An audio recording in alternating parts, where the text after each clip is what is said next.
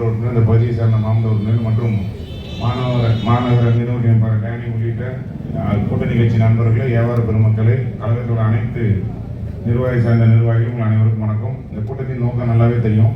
நம்ம முதலமைச்சர் அவர்கள் தலைமையில் ஆட்சி அமைத்து வருகிற தேர்தல்லாம் அறிவிச்சாச்சு. அடுத்த மாதம் 23 தேர்தல் இங்கே நம்ம தயார்படுத்தி கொண்டு போயிட்டே இருக்கோம். ஏற்கனவே உங்களுக்கு தெரியும், ஒரு பகுதியில் மீட்டிங் நடத்திட்டு இருக்கிறதுனால 4 அணியாக தான் நிற்க போகுது. அது எல்லாத்துக்கும் தெரிஞ்சிருக்காங்க. முன்னாடி அப்படி கிடையாது. நம்ம 1900 நம்ம தலைவர் கலைஞர்களால் கொடுத்த டிவி தொலைக்காட்சி இன்னும் தெரிஞ்சாலும் சில இடத்துல அதில் பார்த்து நம்ம எல்லாருமே டிவி பார்க்க பழகிட்டோம். நியூஸ் சேனல் எப்போ தேர்தல் அறிவிக்கும்னு சொல்லி அவ்வளோ ஆர்வமாக பார்த்தோம்.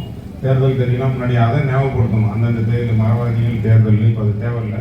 பல்வேறு கருத்துக்கள் இப்போ நம்ம அடுத்தபடியாக நம்ம அமைச்சர் அவர்கள் பேசுறாரு. ஒரு சில கருத்தை மட்டும் பூரா கடைபிடிக்கிறோம். நம்ம இப்போ எங்கள் தந்தையாக இருந்த காலம் மாவட்ட கழக பொறுப்பாளர் இருந்தாலும் சரி, 2006 நம்ம அமைச்சர் அவர்கள் அறிவிச்சதும் சரி, அன்னைக்கு தான் முதல்ல துணை மேயர் வழங்கப்படுகிறது.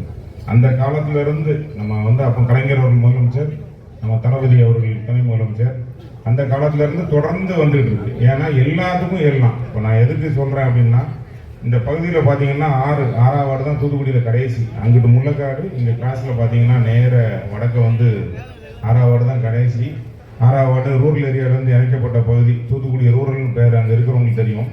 அலங்காரத்தட்டு தான் கடைசி. இந்த அலங்காரத்தட்டாக இருக்கட்டும், தூத்துக்குடி மைய பகுதியாக இருக்கட்டும், அது இது மெல்லூர்புரமாக இருக்கட்டும், நம்மளோட 8ஆவது வார்டு 7ஆவது வார்டு 6ஆவது எல்லா வார்டுமே ஈக்குவலாக இருக்கும். அதுதான் திராவிட முன்னேற்ற கழக ஆட்சி. இந்த பகுதியில் பார்த்து எடுத்துக்கிட்டோன்னா, ஒரு உதாரணத்துக்கு நம்மளோட அந்த அலங்காரத்துலேயும் தினசரி தண்ணி வரும். அங்கே தூவிபுரம் பழைய தூத்துக்குடியாக இருக்கட்டும், அது மீனாட்சிபுரமாக இருக்கட்டும், தூவிபுரமாக இருக்கட்டும், தினசரி தண்ணி வரும். இதான் நம்ம ஆட்சியோட இது. அது மட்டும் இல்லை, பல்வேறு கருத்துக்கள். ஏன்னா தூத்துக்குடியில் நம்ம மதசார்பு கூட்டணின்னு வச்சுருக்கோம். அந்த தூத்துக்குடியில் ஒரு உதாரணம் பார்த்தீங்கன்னா, எத்தனையோ ஊர் இருக்கலாம்.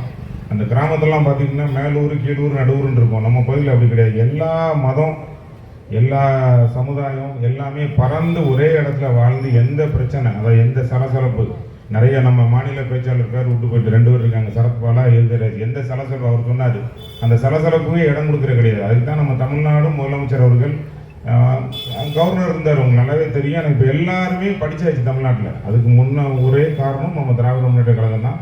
எல்லாம் தினசரி நாளிதழ் படிக்கும், தொலைக்காட்சி படிக்கும்.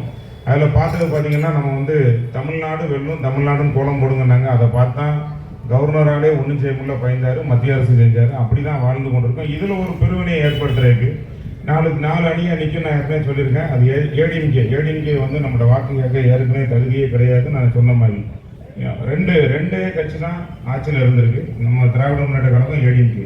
தூத்துக்குடி செஞ்ச சாதனையை நீங்கள் எடுத்துக்கிட்டீங்கன்னா, நம்ம கலைஞர் முன்னாள் முதலமைச்சர் மறைந்ததில் இருந்தும் சரி, இப்போதைய நம்ம முதலமைச்சர் இருக்கிற சார்பில் தான் அனைத்து பணியும் நடைபெறுது. உதாரணத்துக்கு ஏற்கனவே தெரேஸ்புரம் கடற்கரையாக இருக்கட்டும், நம்ம மேட்டுப்பட்டியாக இருக்கட்டும், அங்கே நம்ம எம்ஜிஆர் காலனி, அண்ணா காலனி, அந்த பகுதியிலிருந்து நம்மளோட மெயின் அது ஆர்பார், ஃபிஷிங் ஆர்பார் பீச்சாக இருக்கட்டும், எல்லா பணியும் நம்ம கழக ஆட்சியிலே நடைபெற்றது. அதே மாதிரி பார்த்தீங்கன்னா, அந்த கடற்கரை பகுதியெல்லாம் இப்போ போய் பார்த்தீங்கன்னா எல்லாம் இரவு, அதாவது இரவு மாதிரியே இருக்காது, பகல் மாதிரி ஃபுல்லாக அவ்வளோ வெளிச்சத்தில் இருக்கும்.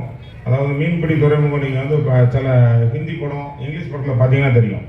அந்த அளவுக்கு அவ்வளோ ஒரு நீட்டாகவும் அந்த ஒரு லைட்டை வச்சு நல்லா இருக்குது. எல்லாம் நம்ம திராவிட முன்னேற்ற கழகத்தோட சாதனை. அதே மாதிரி எடுத்து கொண்டு போயிட்டால் இந்த பகுதியில் இருக்கிற புகழ்ராய் கருப்பட்டி சொசைட்டிங்கிறது அந்த காலத்தில் உள்ளவங்க எல்லாத்தையும் தெரிஞ்சிருக்கும்.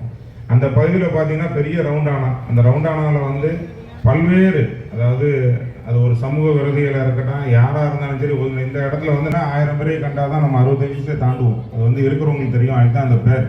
அந்த பேரில் இருக்கிறனால நம்ம மக்கள் எல்லாம் சுகாதாரமாக, அதில் அவங்களோட என்டர்டெயின் பிளேஸ், அதாவது நேரப்போக்கு. இந்த பகுதிகளெல்லாம் நெருக்கடியாக இருந்தாலும் அதில் ஒரு நேரப்போக்கு இருக்குது. இப்படி ஒரு பகுதியாக நம்ம மாநகரத்தில் 60 வார்டு இருந்தாலும் எடுத்து சொல்லிக்கிட்டே இருக்கலாம். இதை ஏன் சொல்கிறேன்றலாம், இன்று நடக்க சூழ்நிலை. ஏடிஎம்கேல ஓட்டு கேட்டு வருவாங்க, செய்யலை. அதை நீங்கள் விரட்டி அடிக்க போகிறீங்க, அதை நம்ம தேர்தலில் பார்த்துக்கலாம். அடுத்தபடியாக நிறைய கட்சி இந்த ஆட்டம் எனக்கு தான் ஓட்டு போடுவாங்க. இது வரைக்கும் நம்மளுக்கு யார் என்ன செஞ்சார், எந்த கட்சியும் செய்ய முடியல. திராவிட முன்னேற்ற கழகம் தான் செஞ்சிருக்கு, நாங்கள் தான் செஞ்சிருக்கோம் என்று சொல்லிக்கொண்டே வாக்கு கேட்கலாம். ஏன் என்று கேட்டால் பல்வேறு கருத்துக்கள் நம்ம கட்சியில் உள்ள பிரதிநிதியாக இருக்கட்டும், அந்தந்த பகுதிக்கு அந்தந்த பிரதிநிதி, ஜாதி மதத்துக்கு அப்பாற்பட்டு அனைவருமே நம்ம கூட இருக்காங்க. இப்போ நம்ம செய்ய வேண்டிய வேலை என்னன்னா, எலெக்ஷன் நேரத்தில் நிறைய சூழ்ச்சிகள் நடைபெறும். இந்த வாக்கு எனக்கு தான், அந்த வாக்கு எல்லா வாக்கும் நம்மளுக்கு தான். நம்ம சரத்பாலா பேசின மாதிரி ஒரு பழைய கதையை சொல்லிட்டாரு. நீங்கள் திறந்தோன்னு போயிட்டீங்களா, இந்த ஆட்டை வந்து 360 பாகம் இருக்குது தூத்துக்குடியில். அதாவது நீங்கள் வேலை பார்க்குற தொண்டர்களுக்கு தெரியும், பூத்து எண்ணு சொல்லுவோம், 360 இருக்கும். 360லையும் நம்ம திராவிட முன்னேற்ற கழகம் உதயசூரியன் தான் வாக்கு. ஏன்னா அந்த பணிகள் செஞ்சு தான் வேலையை கேட்கும். அது பொதுமக்கள் அனைவருக்குமே தெரியும். நீங்கள் வீடு வீடாக அது நம்ம நிறைய பிரச்சாரம் வச்சுருக்கோம். அது இளைஞர் அணியாக வச்சுருக்கலாம், மகளிர் அணியாக வச்சுருக்கலாம், பல்வேறு கருத்துக்கள் அங்கே போயிட்டு இருக்கு. பெண்களுக்கு பாதுகாப்பாக இருக்கட்டும், நம்ம வியாபாரிகளுக்கு பாதுகாப்பு, பல்வேறு அடுத்தடுத்து கட்டம்.